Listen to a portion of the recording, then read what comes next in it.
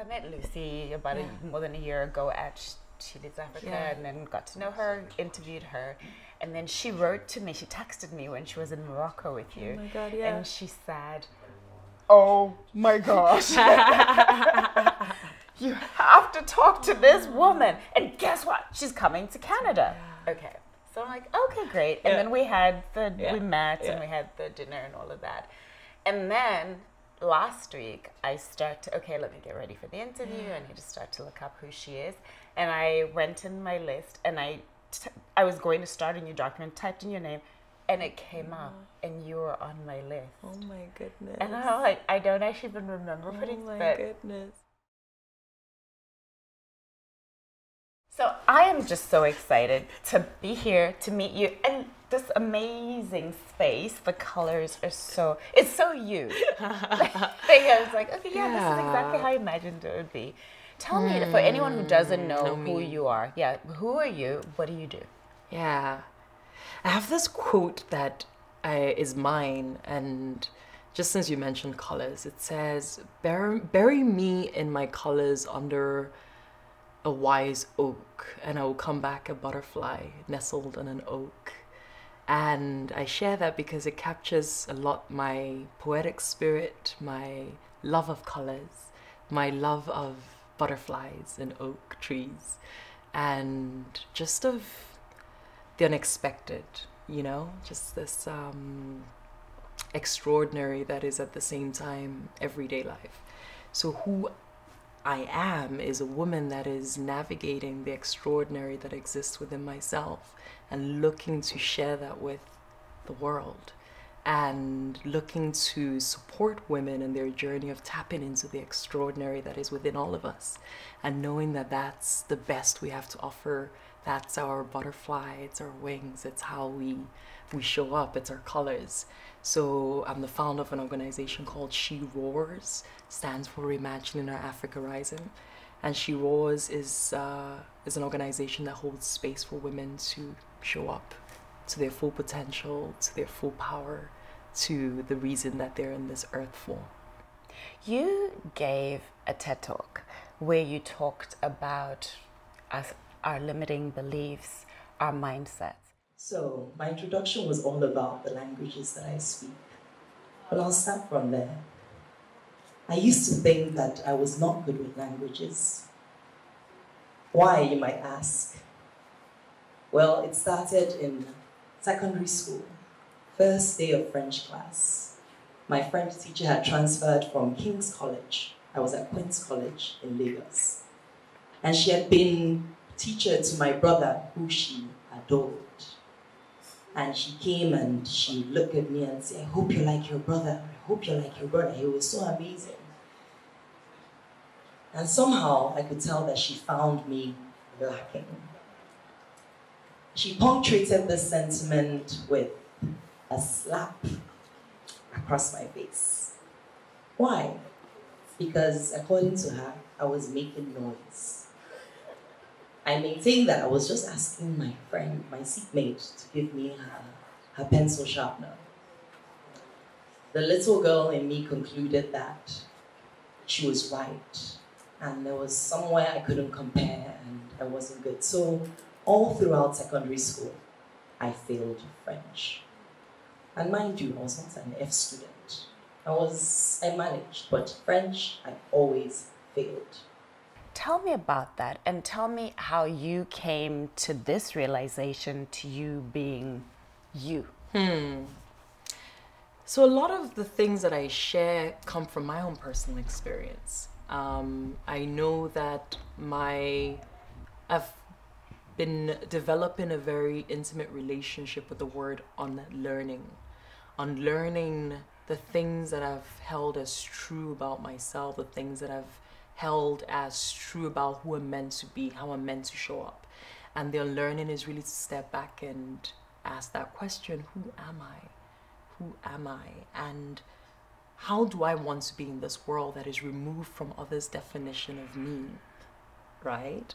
So that talk was really an expression of my own experience of life, and fifth child in a family of 6 children with a lot of expectations, and those expectations became that I put upon myself, and for better or for worse. And ultimately the society that I grew up in, its expectations on its women, expectations on how you're meant to be as a woman, how you're meant to be as a person. So ultimately, that TED Talk was really going into a space of saying, I've learned to let go of definitions and going back to a blank slate and like, what are my colors? How do I show up? How can I show up in a way that is true to me and not true to how people want me to be, or true to how people think I should be, etc. And I know there's a quote that you shared in your TED Talk that I loved, that was along the lines of, I'm not who people tell me I am, I'm not who I think I am, but I'm who I think you think I think I am. I haven't given a TED Talk yet. Yeah, but there was a talk that you gave that was yeah. like TED Talk form. But that's just to say that there's just such an influence of society and environment and people that we're around have on us. And we take it on as our own identity. But how can we shed? And how can you reach a place where you can reclaim your own true self? And in reclaiming, form a relationship that is a nurturing one for where you're going, and not one that is perhaps judging yourself where you're at, where you should be, because that's where I should be, and really a voice that becomes a little bit more gentle. This is where I'm at. This is how I am. And should I want to be somewhere different? Okay. What does that place look like? And is that truly the place that I need to be for myself? So that talk was really about stepping back, reclaiming, and charting the way forward. That is the fullness of your potential. So you talked about your siblings. You're one of 6 children. So let's start actually at the very beginning. Okay. And you're growing up. So you're from Nigeria. Yes. Tell me about your childhood. What was it like? And what was it like growing up in a household of 6 of you, 5 siblings, who you have like 3 siblings who are physicians, you have like, you're all like very high achievers. So what was that like growing up? What was your childhood like? So I was I have a strong personality, which does not always marry well with being the 5th of 6 people with strong personalities. So there's this childhood picture we have that my sister actually made a painting of. She's an artist. And you see my head like literally pushing my way out to be seen, because everybody's like all crowded together. We're all wearing matching dresses. And I'm like, look at me. I'm here. See me. And of course, my head is completely shaven because my father didn't believe in girls having hair because it would distract us. And all I wanted to do was have hair. And now I can have hair. And all I want. So my childhood was very much the word you use, like my parents were, my father's a doctor, my mother was a pharmacist, and pushing for us to have a better life than they did, and really have the best potential possible. So they believed that was education, that was, coming first, not second, because that's not good enough, so that was my childhood. Be better, be the best. And I had siblings that were the best. So when I talk about the pressures were very real for me, because I had a sense of always needing to be better and be more, and never a sense of satisfaction with being.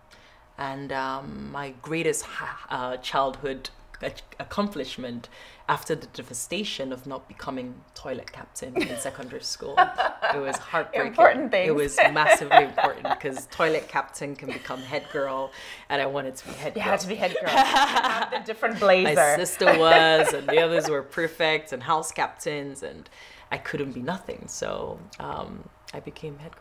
And so how then did you evolve from this child who felt the need to be heard to this woman who is now just very at peace with the world? It's a beautiful question. It's been a long journey, and I think the break up with the past started when I was 17. Before I started undergrad, I went to study French in Vichy in France. And it was the first time being abroad in a different context than being with my whole family in the States on maybe a summer vacation or what have you. And that blew my mind because I was alone. And I was free to be myself and reinvent myself with a group of people that I didn't know. I didn't have to be anybody. I didn't have to show up in any way. And, you know, I learned that I liked cheese. I learned that things that I just like, ew, cheese, no, you don't do that. And all of that. I started opening my mind to things that were not within the spectrum of my reality. And I learned French. I didn't know I was good with languages. I had shared that, and that was when I came back 2 months later speaking French, and I had to drop that identity of being terrible with languages and embrace a new one. So that was like the moment of realizing that I could be more, that I wasn't set in stone, on the contrary. So the next years were just spent exploring, and traveling became a core part of that. And so ended up studying abroad in France, living in Berlin. After I graduated, moving to Beijing after that, moving to Bologna in Italy after Beijing for my master's, moving to DC, moving back to Nigeria as a homecoming in my late 20s, early 30s, late 20s, moved back to Nigeria, and I was home because I felt I wanted to bring all that I'd been learning the past years, very conscious I'd been a learning journey, and bring it all back home. And because at the core, since I was a little girl, I wanted to make my home better. I wanted to be part of a Renaissance story. And I came back, and it was a rude awakening because nobody wanted me to be part of the story. It was a nightmare work situation, but I grew so much through that. Why do you think that was? I think I was in an environment that, truth be told, I struggled with female colleagues. And my theory from that, having reflected a lot on that experience, is that they were going through their own personal challenges, and we don't or they didn't have a space to nurture them to the point that we didn't have to get in a space where it was one either or, you on top, me at the bottom. There was enough for everybody, but the culture was so competitive, and we were so few of us, and life is such a struggle in Lagos, that put all of that together. I think you had us all together struggling, no space to heal, and being pitted against each other. So what came out were claws, and theirs were longer and sharper because I was junior. At least that's how I experienced it. And it was painful, but it was massively important for me to experience, because I also got to know that I wasn't infallible I didn't have my boundaries yet, right? Because things that happened couldn't happen to me today because I learned the importance of putting up your boundaries. Then when people say things to you that are not appropriate, to be able to say, that's not okay. We can work together, but you can be more senior, but there are boundaries. And I didn't have that then, because I had all my life I'd been wanting to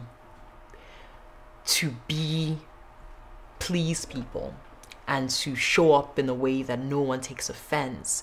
And I would suffer in the midst of that. So I suffered greatly because I had no language to speak up for myself, even though I was strong. I hadn't learned to be strong in a situation that disempowered me, literally. And that was an important lesson, because I learned very much after that to always seize my own power, especially in spaces that want to take it away from you, that then you're the only one that can really speak up, and it's not to be found in complaining afterwards, that it's really to be found in stepping into your intuition, that it's not okay to talk to me in a certain way, it's not okay to treat me in a certain way. So that was that, and the rest has been a history of really deepening my exploration of self and going on many journeys that has led me to where I am today, which is a space of being deeply in tune with my inner voice, with my intuition, with my true self, and knowing that whatever is going on here reflects on the outside, and that's what I attract. So becoming really conscious of what's going on, where I'm at, where I am in my mind, in my creation, in my fears, in my inspiration, in all of it matters, and it starts within and it extends without. Now you're a writer. Yes. And I've read some of your stuff. So beautiful. There's something that you wrote that I really love. It's in a piece called Freedom That Comes with Permission. And there's a line where you said, Georgina is not aware that in giving herself permission to be, she was unwittingly giving another to do the same. Oh, wow. What is it you're giving yourself permission to be? Free. And this is a story behind that. About 5 years ago now, I had a coach in Geneva as part of my leadership training program. I was working at the World Economic Forum, and you're a World Economic Forum fellow. I am. Right. I am. And this coach is we're just talking. It's like, share your story, and at the end, she gives me my values, and circled a lot was the word freedom. She's like, freedom is big for you, and at the same time it ranks so low on where you're at, because I was tied to a lot of things that I had to do and places I had to be and how I had to be, at least in my mind, perhaps even more than the environment. And I was, at the same time, all I wanted to do was be free to be where I want to be, meet the people I want to meet, have the space to do the things I want to do, and be free in my mind, and be free in my expressive expression. Even the writing you're reading, I started writing to be read, I think just 2 years ago. I never wrote publicly before, and I only wrote academic journals and very, very serious writings for publication in magazines and newspapers, but never just sharing. So I've been on a journey of freeing myself, and that unlearning is part of it. Freeing myself to who I am and the ways that I show up, and that has meant leaving a job in Geneva, a really great space that nurtured me a lot, leading the Global Shapers community across Africa and the Middle East.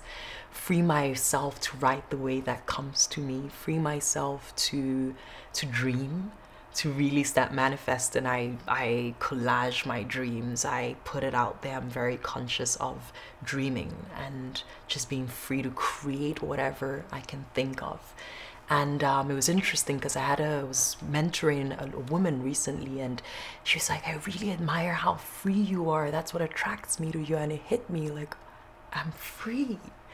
And someone has seen that in me, and it was an aspiration. And to know that as she took it, it was always there. She's free, but it's important that for me that I share always that it's a journey, and that's why I share my journey. That's to give you permission to also go on your own journey, because it doesn't happen overnight. I free myself every day. I wake up and there's always something to free myself from, right? The insecurities, the doubts, the questions, the fear, the space, whatever that looks like in that day, in that moment, I keep working through it, because it's my journey of freeing myself to be who it is that I'm meant to be, and do the work that I'm on this earth to do. What do you think is the work that you're on this earth to do? What do you think is your purpose? My purpose, as I see it now, because I've also experienced that it keeps evolving, is to support women on their journey of emancipating themselves and their power, and knowing that now more than ever, the world and our continent, because I work a lot with women of African descent, it needs us and needs the power and the sensitivity and sensibility that women bring to the table. And through my own experience of myself and how much more powerful I am and have become by connecting to myself and my femininity and my truth of all that is, that there's magic there. So my purpose is to birth that magic in my own life, and to create and hold space for women to do the same for themselves. And it's the magic that will heal the world. So She Roars is a part of that magic that you're trying to create and to put out into the world and to support women. How did that idea come about, or how did you come to that? My name is Chidiogo Akunyili, and I'm the founder of She Roars, which stands for Reimagining Our Africa Rising. Here at She Roars, we believe that every woman has a right to fulfill their dreams. Here at She Roars, we facilitate space where women can liberate themselves, and in so doing, liberate everybody else around them. We women are the creators of the future, and now more than ever, our roar is needed. So roar with us at She Roars Africa. I was in Peru, a retreat, got a calling to let go, to really just like trust and free fall. And that was the beginning of a long journey of letting go of a job that had been, all my life, I've worked maybe 13 years, the UN, at, just consultancies all around the world in a very career-driven space. And to have this calling to try something different, it's like, but which job, which position, which country, where, and to sort of experience that it could be something different. And that was the inspiration to step back and write a book, the story of my mom. And in that space of stepping back, I got invited to facilitate a conference, a 300 women gathering in Dar es Salaam, Tanzania. It's called Women Advance in Africa. And in that conference, before I went in, I was like, can we have a conscious space? Can we introduce meditation? We're like, yeah. So in the morning, we'll start the conference with just like tuning in. Where am I at? Close your eyes, hold your sister, connect. We really brought in like the space that she would kind of feel. We brought it into this conference. So what happened was that we became all like so connected so quickly, because it was all women, maybe a sprinkle of men, but all women. And there was a lot of vulnerability. People opened up, CEOs sharing openly about pain, personal, professional, people crying on stage, sharing about the struggles they'd been through, physical abuse, emotional abuse, and the list went on. And holding that space for a 3-day conference, really having people come to me in the side and open up, with a 60-year-old woman crying because she feels heard and she needed to be heard and to have someone to talk to. And that was when it hit me that we were so focused on, and that's so important as well, this professional development space, because the purpose of the conference was empowering women in the professional setting. We need more female leaders. There's evidence showing the power that is in that, having women in a high levels and in any levels really in a professional environment.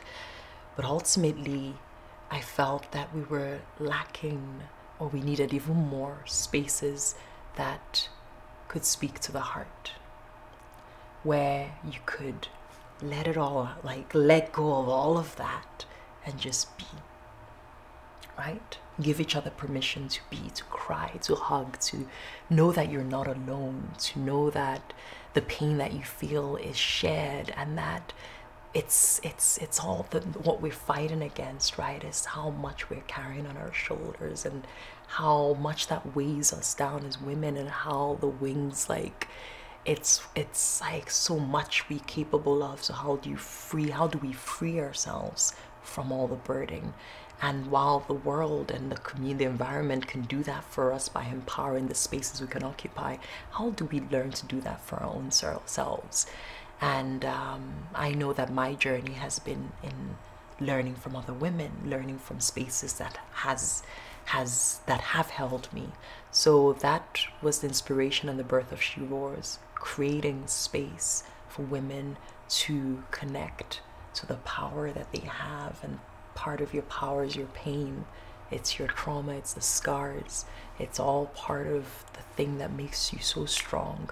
So how do you connect to all of that, heal it, And from that space of connection and healing and knowing of what is going on, how I feel, and the insecurities, the question, come into a space of balance that allows an unfolding of everything else that will come after, because it starts with you. So from a practical perspective, yes, what does She Roars look like? What kind of events do you put on? How do women access? Yes. From a practical perspective, I just moved to Toronto. So in a city like this, looking to host a She Roars workshop. We do workshops. We host seminars, workshops, and we get invited to gatherings around the world. I've done a few women gathering where we bring She Roars elements and hold workshops on side by side what's going on, as well as creating a whole space wherever I find myself, wherever my team brings me to. So that has looked like workshops in New York, in Lagos, in Abuja, in Marrakesh, in Dar es Salaam, etc. Really spaces that that are curated. And it's usually about 30 women. We've had up to 300 women. That's kind of the spectrum, but I would say average is about 30 women. We like to keep it intimate, and we share, we write letters, we explore deep insecurities, we explore tools that help us to revisit the things that are going on and grow every day, in a way that we can become our own best friends, that our own guide, our own guide, and at the same time we create community, right? Because when we bring these women together, we continue the conversation, and they have in each other a support network. Because once you're vulnerable and seen in a space, it's a lot easier to go back to the women that you've been with, that you've showed yourself to, and share where you're at, what you're struggling with, and move away from a sense of having it all figured out and being alone, right? Because a big danger that is with successful women, a lot of the women we work with are middle-aged, young, professional women that are often alone wherever they are. At the top is lonely. So it's how do you start creating a support network that can see you through that personal journey that is needed to be strong in your professional development and in the way that you give back to the world. But that's a scary space to be, right? In terms of allowing yourself to be vulnerable, because there's so much judgment. People are sharing incredibly personal things. How do you get people to feel comfortable and trust? Because I think that's one of the big things that as women we have, because I think we've all had that experience where you shared something with someone you thought you could trust and then heard it from 20 other people. So that's always, I think, part of why we build these walls. We really do, don't we? Well, there are many ways we do that. I also love to hear how you do it, because you create spaces for women to feel comfortable and share. How the way that I've seen work and the work that we do as She Roars is, first of all, we start with setting an intention. We literally hold hands, like we in a circle. That's like there's something about circles and women that truly is powerful. So we're in a circle and we hold hands, and everybody sets the intention of what they want, because you've given your time. We all know that's our most valuable asset. You're here, you're drawn into the message of what it is we're trying to do. So what's your intention? What you want to leave with? Because the mind is powerful. So when everybody's intention goes into that space of what they want, there is something there. Then we go into exercises, and the list is quite long, but I'm happy to share a few where we're consciously breaking down those barriers, right? And some of them is movement, some of them is breathing, some of them was looking into each other's eyes, not speaking, just like such a simple tool to look into another's eyes and to connect to the truth of who they are. And then, for example, I look into your eyes for whatever amount of time, and without speaking, now we've not met, and then you get to tell me what you see, right?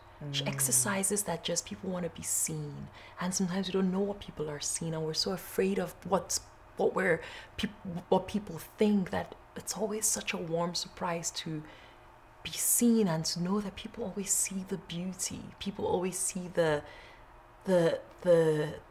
grace, whatever it is that is your unique aura. They see it, and on that level, you just already you're drawn into a space, right?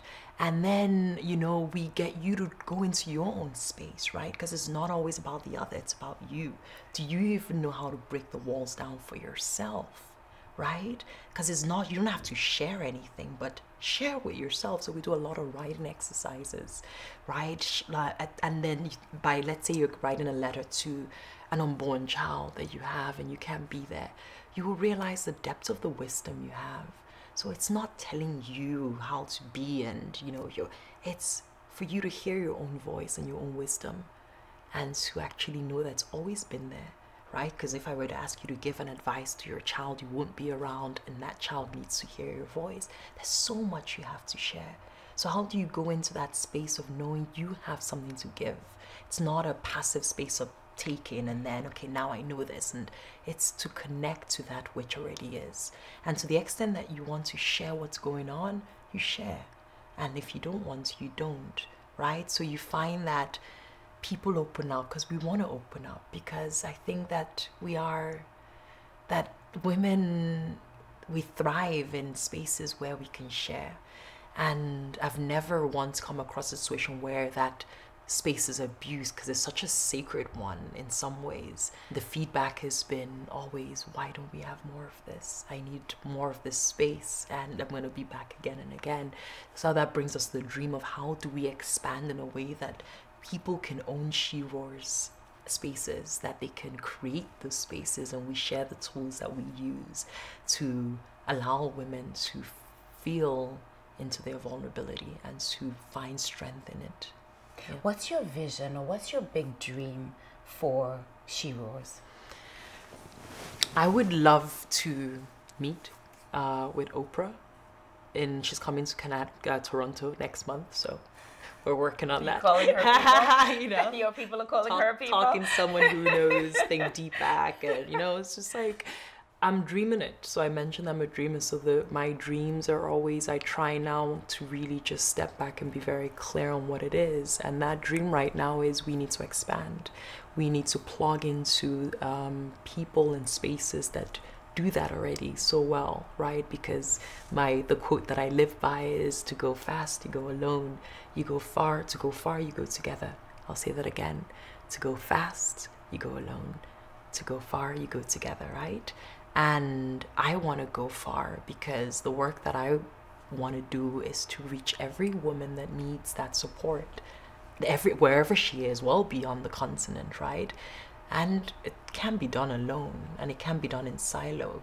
So meeting you is part of that dream. What we're doing here is part of that dream. The work that you do in storytelling and in mindset and shifting the narrative is very much part of that dream. So plugging into you, plugging into an Oprah, plugging into a city like Toronto that has incredible women doing incredible work, and really just spreading, tapping in and reaching as many women as possible in spaces that will grow in size, grow in reach, and be very diversified from me. Can I put it that way? So I don't have to ever be at the center, but the energy that goes into it is very much a conscious one, and everyone that comes into to run She-Roar seminars feeds and is fed by this energy of conscious space that starts with your own space that you've created, or you're creating for yourself and nurturing for yourself, and how that supports all the women that you bring into the space and that you support. So concretely, it's meet Oprah at the TIFF. Let her know of the work that we're doing and how much it's needed on the African continent. Get financial support and Oprah magic on it, and expand. And part of that expansion story is I'm writing a novel that is the story of my mother, and she was a larger than life woman for myself and for millions of Nigerians, and she lived a larger than life and meant so much to so many people. a part of my And book. I have to say this. When you say that my mother's life impacted millions of Nigerian people, that is no understatement. I know that, and we'll talk some more about your mom, but this is what the former Nigerian president said when your mother passed. He said that this was a woman of integrity and character. That to have a former president say that is an unbelievable thing. And something else that was so beautiful that I read, a tribute that your father paid to your mother she was speaking at the university that she was a lecturer at, and he said that he described your mother as a light to the nation. He said, wherever we find ourselves, let's try and be little Dora. Let us have courage to say the truth at all times to enthrone a better society. Wow. So with that, for anybody who doesn't know who your mother was, tell us about the woman that was your mom. So I didn't know that quote from my father, and the book that I'm writing on is called Light of a Nation. So I feel like I almost want to read a chapter and telling you about my mom, but may I do that? You absolutely can do whatever you want to do. I'm writing the story, so where's my computer? I know while you're getting situated there and finding it, there are so many beautiful things that I read that people wrote, that people said. Even I know when she was ill, and you can tell us more about her and you know how she eventually passed, that people were literally going to the hospital to stand outside to pray for your mother.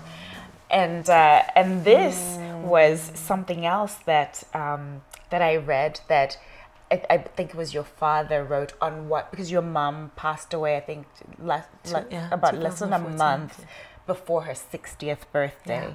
And so on what would have been her 60th birthday, your father wrote, your life was an enduring legacy of truth, courage, integrity, love of your country, pursuit of excellence, love of your family and friends, and total devotion to God. And I thought, wow, what a beautiful tribute. So why don't you tell us those things with me? Let's see. So I mentioned I'm writing, I'll just read this paragraph. Her name is Dora Akunyili-Parr.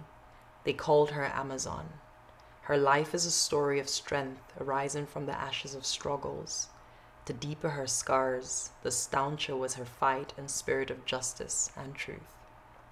So next time you imagine the spear-waving, iron-clad, stern-faced warrior, see instead the smiling face adorned with colorful ichafo, her head tie that doubled as armor against the bullet that grazed her scalp during an attempted assassination.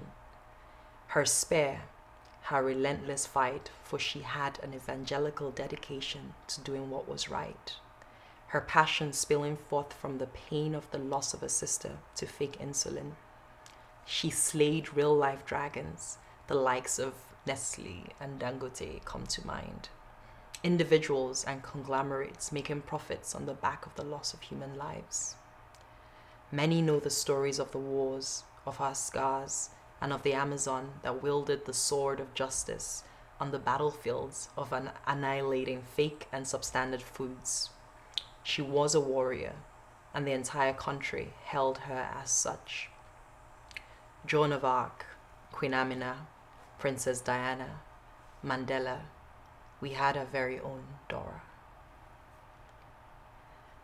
Her last public act in the service of Nigeria was at the National Confab, where she engaged in charting the agenda for the future of Nigeria. At Confab, she uttered words which unknown to her were to be her last public ones, saying, "A society grows great when old men plant trees whose shade they know they shall never sit in." She was neither old nor a man, but she planted a big tree to usher in the future we desire, a tree which shades a nation. These are its fruits. Wow. Yeah. So now tell us who your mother was Okay. and how it is that she came to impact literally millions of people's lives. Okay, so the story goes that she went to the UK for an operation, and it was sponsored by the government because of her position at that time as a zonal secretary of the Petroleum Trust Fund. And she was given a sum of money that was no longer needed in its entirety. And she returned the money. This money was signed off already. It was in her account. And she came back from Nigeria, reported that the surgery wasn't needed, and gave the money back. The president was looking for someone to head the food equivalent of the Food and Drugs of Nigeria. It's called NAFDAC, National Agency for Food and Drug Administration and Control. And he was looking for an honest person. And he heard the story of this woman, this story that is so unheard of, that returned money. No one had to know about it. It was the most obvious thing not to return it. But she did the less obvious thing, always being true to her truth. And she returned the money. The president gave her a call. She was sitting at home, a civil servant, lecturer, nobody. She was a pharmacist. She was a lecturer, lecturing in the university as a Right. pharmacist and working in a position that was really giving her the leadership training that unknown to her would be so useful moving forward. But she was just a regular woman. She got a call from the president and doubted that it was even the president, and the rest is history. She, after a lot of struggles, because people didn't want her to have the role because such a powerful one, and she was nobody, but the president backed her, said, I need someone honest, and this woman is it. And the story goes that she not only took on the role and excelled, she made NAFDAC to what it is today, because it was an unknown regulatory agency, because there was no regulation going on. And if you can imagine, Nigeria is a massive market, 180 million now, right? Think of the amount, when there's no regulation, how much and how profitable the pharmaceutical industry is. Just think of how incredibly lucrative it is to dump fake drugs, and expired drugs are massive, or about to expire, or mixed with just sort of 50% less than the active ingredients. There's just so many layers of what fake looks and is like, that there's no incentive for any pharmaceutical company to send the original, because why? Right? No one's really monitoring. No one is monitoring. Right. So you can dump everything that didn't work, there was a mistake in the mixture, all of that. And even you would think it's just a China-India problem, but Nestle was a big company she took on, because they dumped, I think, expired baby food, if I remember correctly, something along those lines, right? And they had mislabeled the expiry date because nobody would die, but it's just, it's like, how do you play with the gray area enough that people are dying, and people were dying in the thousands and millions, because when you're diabetic, like her sister was, and taking fake insulin, then you would die, which her sister did. When you have... I watched an interview where your mother spoke about that, and she was talking about the fact that it wasn't even insulin, it was water. Yeah. And she said at least they could have, it wasn't even distilled or purified water. It was tap water that they were putting in bottles and selling to people. And this as was in insulin. the 80s. Wow. So think how pervasive this problem was. No regulation in a country which is like, the market is there and the world is dumping, it has a port, what have you. So it was a massive issue. The drips that you're getting, just water, right? That's, as you said, it's like not even pure water, it's dirty water. The water you're drinking, just bottled in people's backyards. Everything, food and drugs is a massive space to impact lives. And she did that. She came in and she worked. She worked hard. There were assassination attempts on her life because she was curbing a very lucrative market for people that had been making millions over many, many years. And I heard too that there was an attempted kidnapping of your brother. Correct. And so the story. And yet she continued. She continued, and it was never an option for her to give up, even when everybody else thought the only sane thing to do is to stop, because your name is not Nigeria. These are not your kids. This is like, take care of yourself. And that was not her DNA. Incidentally, her initials is DNA. So it's a nice play on words. So she was an incredible woman, and I'm so drawn to tell this story because she's an African woman. She's an Igbo woman. She's a Nigerian woman. She's a woman, and the only thing special about her was that she was true to herself and true to her purpose and true to her calling, and just never for a day doubted that with that strength of conviction she ever had to go the distance alone. You know, she always would have the support that she needed to do that work because it was her calling.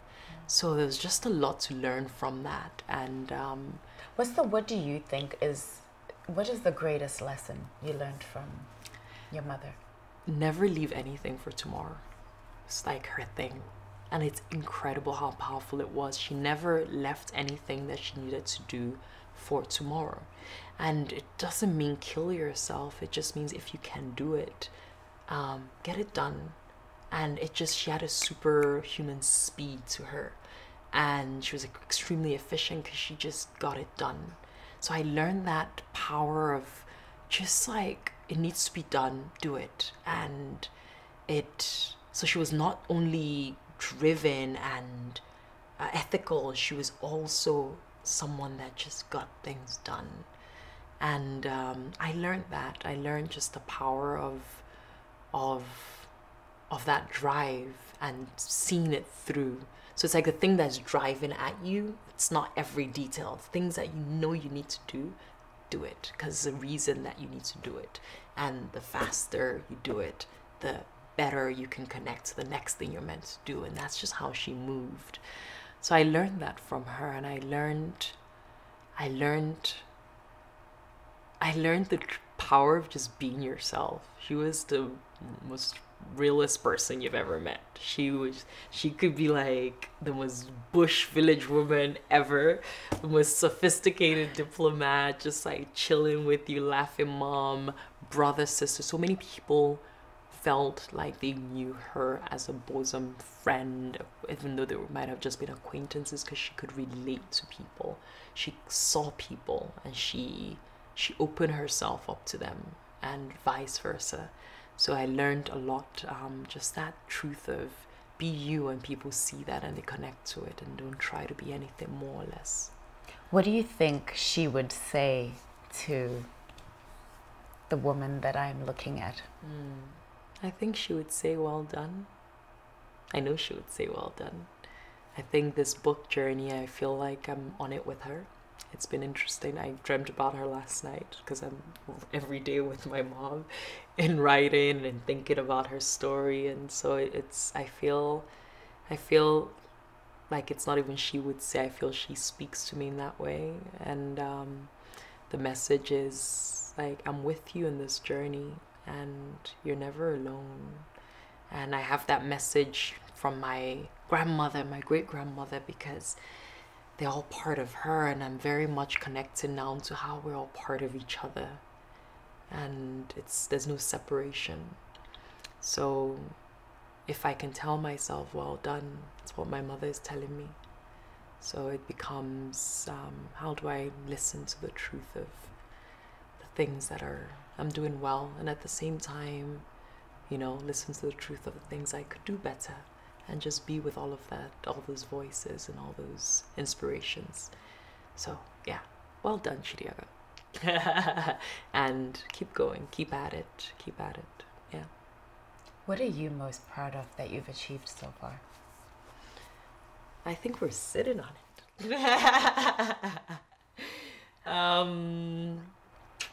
I've just loved exploring my creative side. I never knew I was creative. I remember the first time someone told me I was creative was when I was living in Lagos, and they're like, "You're creative." It's like, me, no. My sister is an artist, right? I'm the diplomat. It was one time my brother was trying to introduce me, and he didn't know what to call me because everybody's doctor, doctor, artist, diplomat.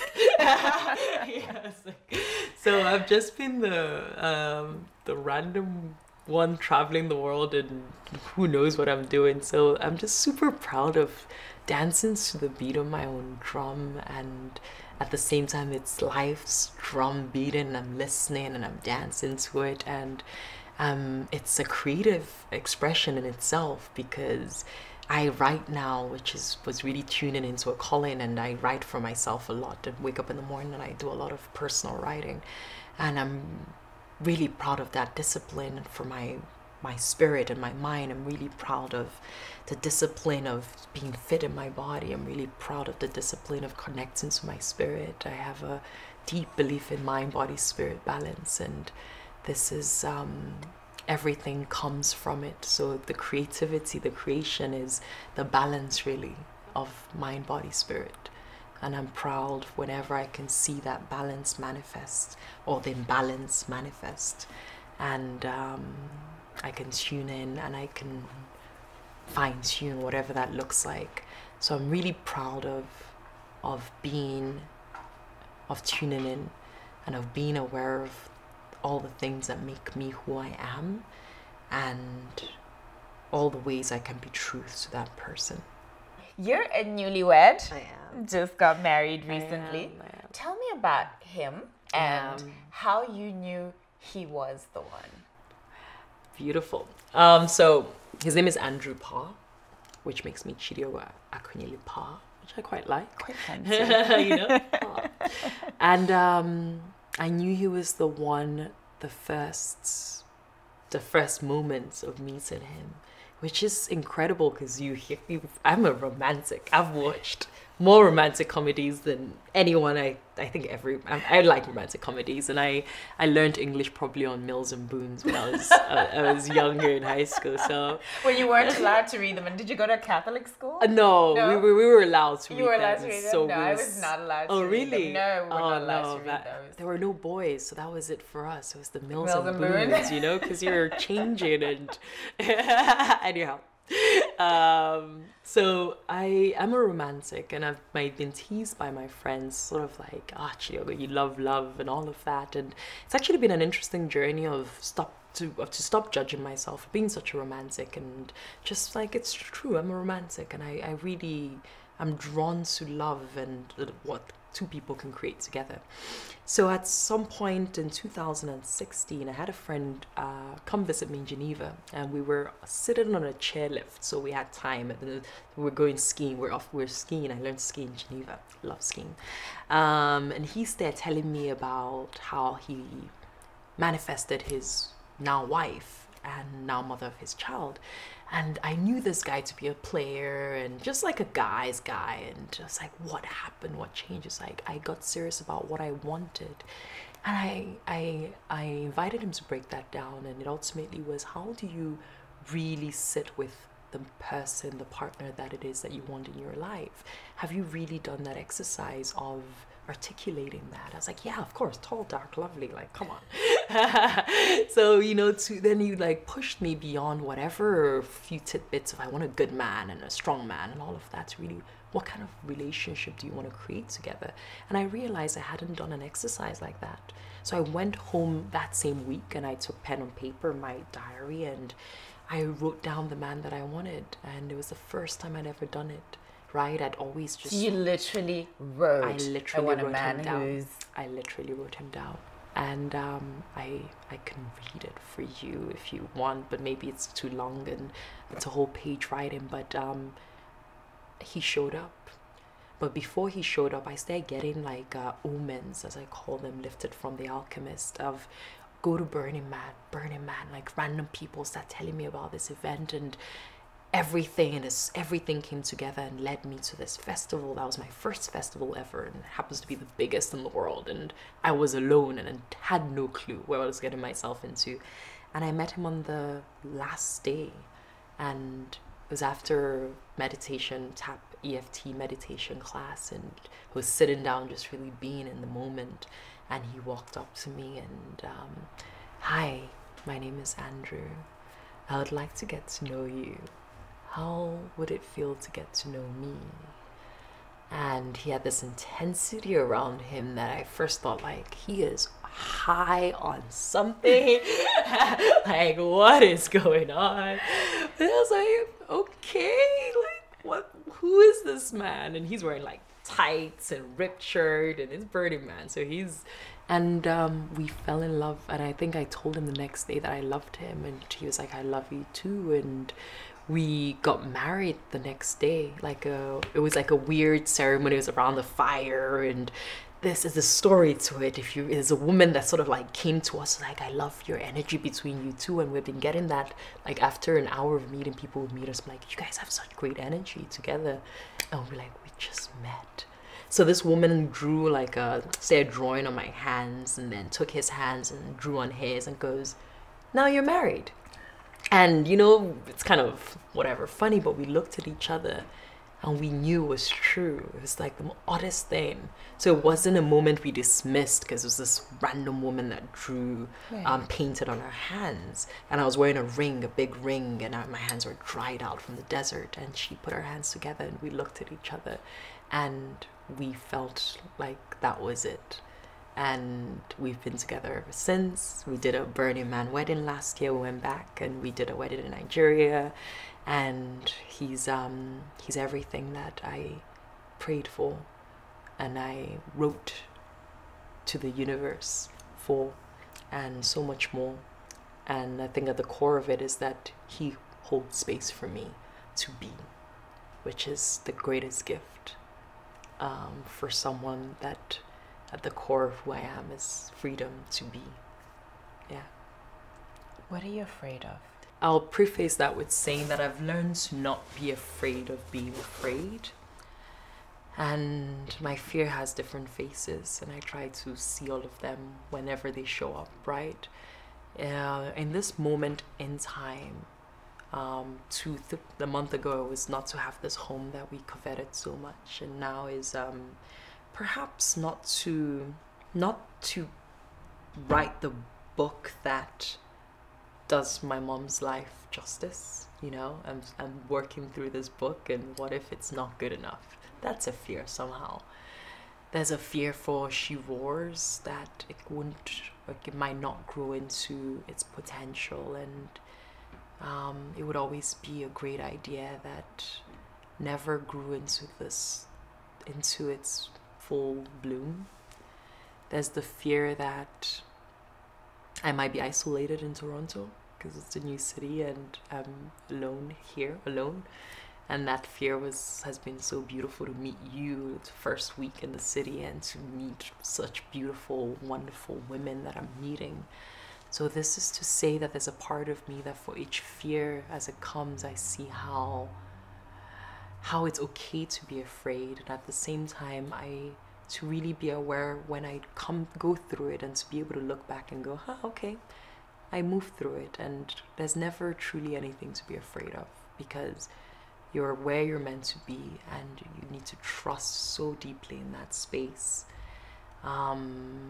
So my fears tend to now for me become a guiding light on where my attention should be but isn't. So maybe right now it should be on expanding and it's not enough there. Then it's how I see that fear. Maybe I need to really focus on the book in a way I haven't been able to, because also there was the wedding and there was the house, and that fear was so real because I'm not writing. Now I'm writing and I see that fear fading away. So I just learned to see my fear now as just a voice telling me of a need that needs to be heard, and not to see it as a sign of as what could go wrong should I not heed that voice. And at the same time, knowing that nothing could ever go wrong because I'm always exactly where I'm meant to be. Yeah. You talked about stepping into your power. Yeah. What is your superpower? My superpower, beyond love. Loving love. Let me think. I think my superpower is my spirit. I have a very old spirit, I feel, and I think she's led me to push myself, and the experiences I've had, and An obvious superpower is I'm a linguist, but that's just one of just so many things that I've been exposed to. I speak Chinese, I speak German, French. You speak, let's just pause for a minute here. 7, is that right? Yeah. 7 languages. Correct. I'm always so shy about that. Why? Why? I don't why know. Are you shy I don't about know. That? There's just such a, people see you differently. Like, oh, she speaks 7 languages. Like, no, it's just me. It's just, I don't know. But that's how I don't know. It's back to that thing about how we think people see us. I know. I was just impressed by that. I'm just barely getting by with like that. I speak 3, and I'm just like barely holding on. I guess the fear. I've thought about this and stuff because maybe it's like a fear that. Because you're so impressed from the get-go, but what if I'm not that impressive? Maybe you're gonna be disappointed. So that comes up a little bit because people are all so impressed by it. But so I think my superpower is just the experiences I've had and my ability to connect the dots of self and the people and the exposure and the calling and purpose and all of that, and bring it into something actionable. So I'm able to see, I have a really good command of big picture, level above for myself. I'm growing in that. And for the work that I do and need to do, for people that I meet, for the blessings that come my way, and just seeing everything for what it is. Like, oh God, that's you, thanks. You know, like, oh, Mom, I see you. And like, oh, I see you guys. So I feel like I communicate now a lot easier than ever in that space of just seeing it all and seeing how it's all coming together and being conscious of being guided to do the work that I'm doing. Yeah. Speaking of blessings, tell me what your name means. My name is Chidiogo Blessing Akunyili-Parr. And Chidiogo means God is gracious, and Akunyili is my cup overflows. My wealth is heavy. So it becomes God is gracious with blessings, and my cup overflows. What a cute name.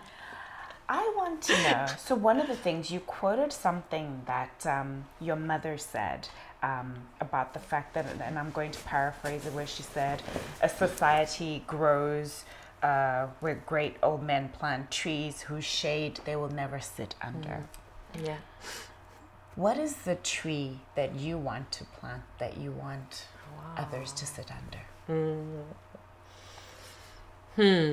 Stories. The stories I tell of the experiences that we're all having. The stories I share of my own experiences in this journey of evolving colors. The stories I tell of my mom and her great, just her great legacy and that life and what formed it and how it inspires, and the life that inspired so many people, it can keep inspiring so many more, because we need inspirations that look like ourselves, Black women, and stories of the work that we under the platform of She Roars do with women, and how the women themselves tell their own stories through this platform is a dream. So stories that give hope, that inspire, that hold a mirror to people, that because there's nothing more powerful than being seen, and to see yourself. That word that's being used a lot is a representation, maybe, right? I just saw Crazy Rich Asians, and that I really delved into the dialogue on, because there's Black Panther, there's Crazy Rich Asians, and that it's the same. We want to see ourselves and be seen and be represented, because stories matter. So people tell your stories is so disempowering. So how can you tell stories of who you are? And I know that's a passion we share.